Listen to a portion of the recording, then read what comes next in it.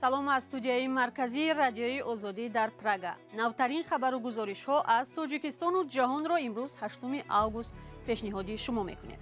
Нахуст як мурури кӯтоҳ ба унвони гузоришҳои нашри нави барнома. болоравии назарраси нархи билет ба Русия муҳоҷирони тоҷикро нороҳат кардааст, вале интихоби дигар нест. Эми бачаҳоам ҳамиса ҳаргиз кардам 5270 гирифтам. мақомот аз афзоиши мизони бекорӣ дар Тоҷикистон хабар доданд. оё омори расмӣ воқеиятро бозгӯ мекунад? ва ба дунболи он кишоварзони хатлонӣ сирри парвариши кадуҳои рекордиро қисса мекунанд.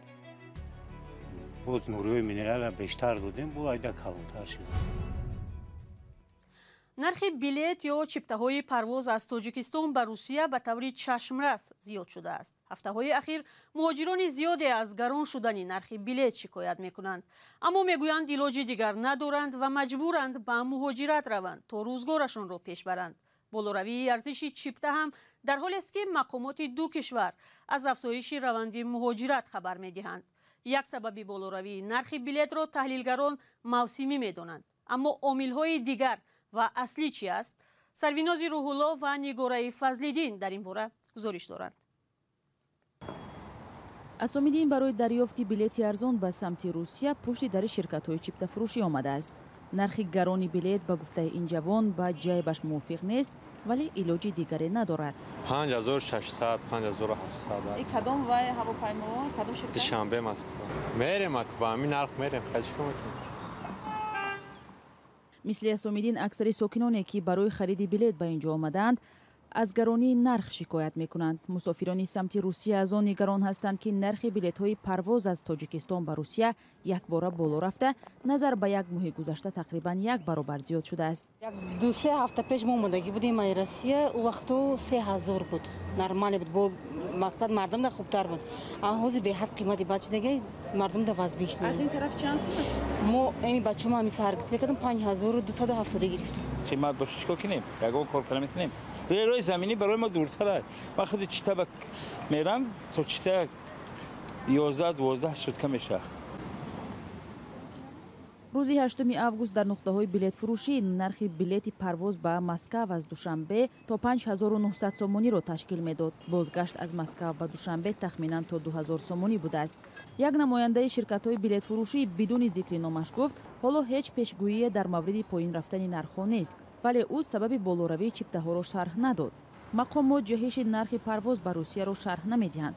мавзӯи гаронии нархи парвозҳои ҳавопаймоҳо аз Тоҷикистон мавриди интиқоди шадид ва шикоятҳои мардум аст. коршиносон чунин ҳолро ба монополия шудани ин соҳа рабт медиҳанд, вале огоҳони умур ба он ишора мекунанд ки болоравии нархҳо то андозаи хусусияти мавсимӣ ҳам дорад. сабаби якум ин аст ки ҳоло аксари мусофирон аз як самт мераванд ва ширкатҳо ҳам барои пӯшонидани хароҷоти худ нархро боло мекунанд. дуюм, ҳоло мавсими сафар аст, вобаста ба ин ки дар ин мавсим донишҷӯён ва унвонҷӯён зиёд ҳастанд. сеюм ин ки ширкатҳои ҳавопаймоӣ тамоми хараҷот барои нигаҳдории ҳавопаймоҳоро аз ҳисоби худашон мепӯшонанд ки аксарашон гарон буда аз хориҷи кишвар дастрас мешаванд. барои мисол Боинг наметавонад аз бозори Султони Кабир қисмҳои эҳтиётӣ харидорӣ кунад. ҳоло ҳавопаймоҳои Ютейр, Уралский авиалини, Сибир, Ямали Русия ва Сомон-эри Тоҷикистон иҷозаи парвоз байни ду кишварро доранд. шикоятҳо аз гарон будани нархи билети ҳавопаймоҳо аз Тоҷикистон ба Русия чанд сол аст ки садо медиҳад. ин масири ҳаракати садҳо ҳазор муҳоҷири корист ки даромадашон оилаҳо ва иқтисод дар Тоҷикистонро таъмини молӣ мекунад. Сарвинози Рӯҳулло, Нигораи Фазлиддин, Озодӣ, Душанбе. гузорише буд дар бораи нигарониҳо аз афзоиши нархи билет ба Русия, макони аслии муҳоҷирати тоҷикон ва ягона роҳи раҳоӣ аз бекорӣ барои бисёриҳо.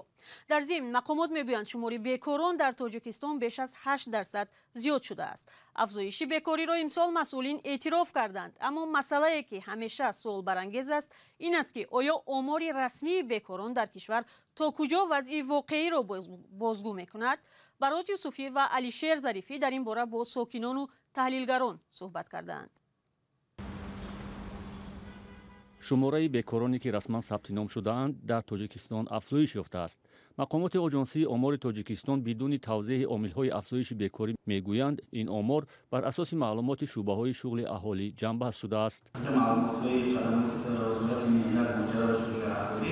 شماره یعنی که بیکاران 55,000 نفر را تشکیل می‌دهد در قطعا نسبت به سال گذشته 8,600 مورد زیاد شده است و سطح بیکاری این رسمی و خنده گذاشته شده امیزانه در زمینه 2% را تشکیل می‌کرد می‌کند و سال گذشته همین نشان دهنده 2% را تشکیل می‌کرد. вале шумораи воқеии бекорон дар тоҷикистон чанд маротиба бештар гуфта мешавад. аксарияти бекорон мегӯянд огоҳ нестанд ки чӣ гуна онҳоро сабти ном мекунанд ва ё хоҳиш надоранд ки худро ҳамчун бекор сабти ном кунанд.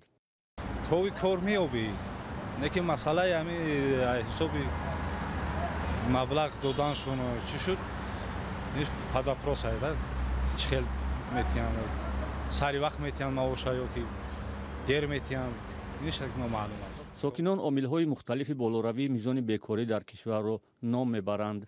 рӯз население афзудааст рӯз то рӯз гуфти мардак ва дидеса ки ко ки боша мардак тарафи россия мерава намерава кушка россия меша дар давлат хиш кор не ки надора кор бекор мегарда тока дар бозору тока гуфти ма хароба мекард тока дастройка а дигар чиз заводу фабрика ҳам чиз гане истеслодгар нест бекори ана зиёд шуда ба он сабабе ки худаш мардум кор намекунанд тамаҷҷӯҳ шудагия муфхур шудагия бисёр ҳамин ҷиҳат охи ягон мо сохтмончием ягон гап гуфтана алҳамдулилло созай зиндагӣ то 4-5 ҳазор сомона кор карда издем мошуда.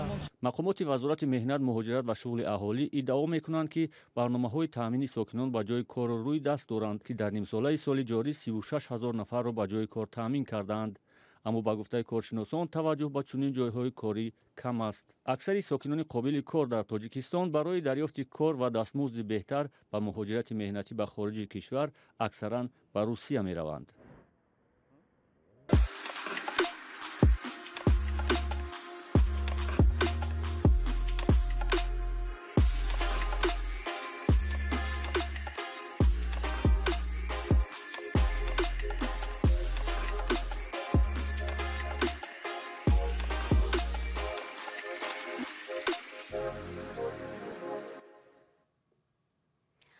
як духтари варзишгари афғон ки соли гузашта баробар бо ҳазорҳо нафар афғонистонро тарк карда буд ҳоло ҳамроҳ бо тими фаронса барои ширкат дар бозиҳои тобистонаи олимпии соли 2024 омодагӣ мегирад.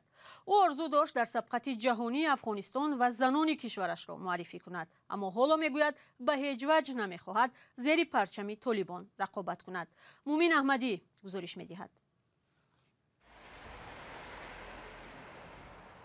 марзия ҳомиди 20 сола яке аз занонест ки соли гузашта бо омадани толибон ба сари қудрат аз кишвар фирор кард. ӯ аз моҳи декабр дар Париж зиндагӣ мекунад ва ба варзиши нави теквандо машғул аст. инҷо ӯ ба дастаи олимпии паноҳандаҳо шомил шуд. тими мазкурро кумитаи байналмилалии олимпӣ бо нишони пуштибонӣ аз паноҳандаҳо таъсис додааст. тими мунтахаби фаронса оид ба теквандо ҳам ба марзия иҷоза додааст با آنها تمرین کند. من هر روز 2 یا 3 مرتبه مشق میکنم. میخواهم وطنم با من افتخار کند.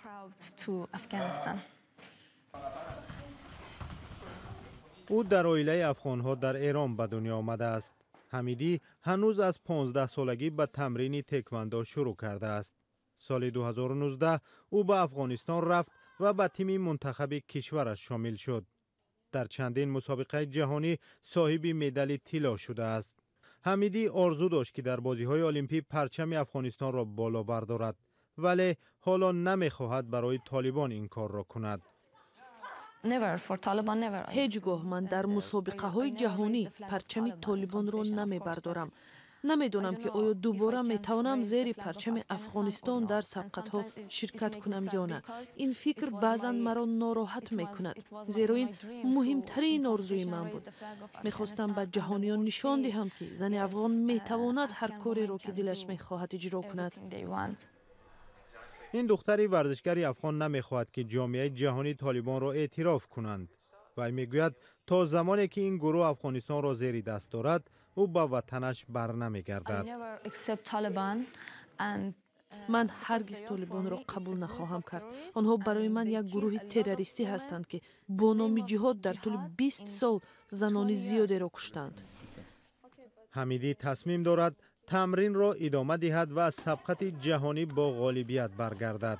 اگر موفق شد این پیروزی او چون یک عضو تیم المپی پناهنده ها به هم تقدیرانش بخشیده می شود.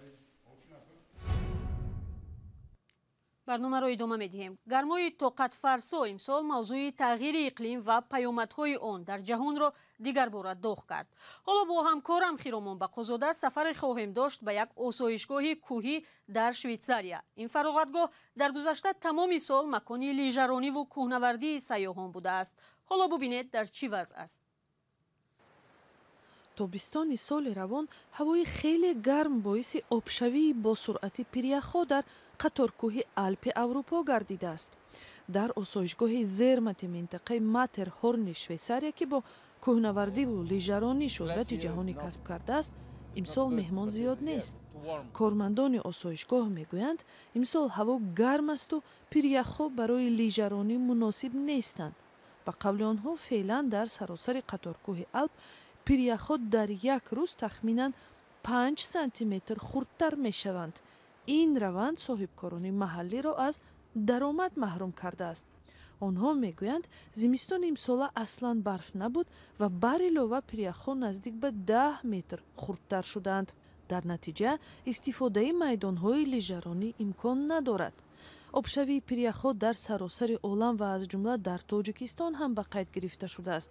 گروه کاری سازمان ملل متحد که تغییر اقلیم را می‌آموزد در تحقیقات سال 2019 گفته بود سرعت آبشوی پریخ‌ها در قطارکوه آلپ بلندتر از دیگر جایهای دنیا بوده. اگر پرتاب گازهای گلخانه‌ای کاهش نیابد تا سال 2100 80% پریخ‌های آلپ از بین می‌روند. برمیگردیم به تاجیکستان. کدوی 50 کیلویی که حاصل زحمت یک دهقان تاجیک در ناحیه شمس‌الدین شاهین است، بسیاری ها را در اینجا در حیرت گذاشته است. کدوهای گرانوزن در یک کوهستان سنگزار پرورش شده است. کشاورز تاجیک که کسب اصلیش آموزگاری است به این خلاصه آمده است که اگر در زمین مهنتی بهتر کرد ممکن است کدوهای از این هم بزرگتر گرفت. محمود جان رحمتزاده گزارش دارد. раҷаб назиров сокини деҳаи ҷилгаи ноҳияи шамсиддини шоҳин дар парвариши каду ба рекорд расид. кадуҳои ӯ акнун 50 килоӣ шудаанд, дар ҳоле ки соли гузашта аз 20 боло нарафта буд. айдакҳай майдатар мешидам, боз замин аз сероси чӣ кардем, боз нуриҳои минералро бештар додем, бо айда калонтар шидам. умед надоштем, не ки навозир фаҳмидем ки мумкин айдам калон шавад, замина бо ай нуриҳои минералӣ бой кунем, мумкин айдам калонтар шавад. деҳаи ҷилгаи ноҳияи шамсиддини шоҳин бо вулусволии ҷилгаи афғонистон рӯбарӯ аст. касе ба деҳаи ҷилга ояд аз кадуҳои парвариш кардаи раҷаб назиров дидан мекунад. сокинони ҷилга мегӯянд дар кӯҳистони сангзор парвариш кардани кадуи бузург кори осон нест. ҳамагӣ як ҷода шинондагӣ буд, бештар бишонӣ мумкин бо бисёртар бигирӣ. ҳамагӣ ҳами 3 дона шинондагӣ буд дар замин, тухми 3 дона тухми буд ҳамагӣ. хай зиёдтар бишонӣ бо зиёдтар мегирӣ. раҷаб назиров аслан омӯзгор аст, вале деҳқонӣ ҳам мекунад. ҳоло дар боғчаи назди хонааш на танҳо обчакорӣ, балки боғ ҳам бунёд кардааст. меваҳои боғашро барои замистон хушк карда дар амбор нигаҳ медорад. худи назиров мегӯяд ки аз ҳама дида ҳоло муаррифгари ӯ ҳаппакаду ё ҳамон кадуҳои бузургаш аст. кадуе ки дар назди ман мебинед дар яке аз хонаҳои ҷамоати саричашмаи ноҳияи шамсиддини шоҳин парвариш ёфтааст. соҳибхона мегӯяд ки ин кадуҳо тақрибан 50 кило вазн доранд. ба гуфтаи соҳибхона чунин кадуҳо ҳоло дар вилояти хатлон ба қайд гирифта нашудааст.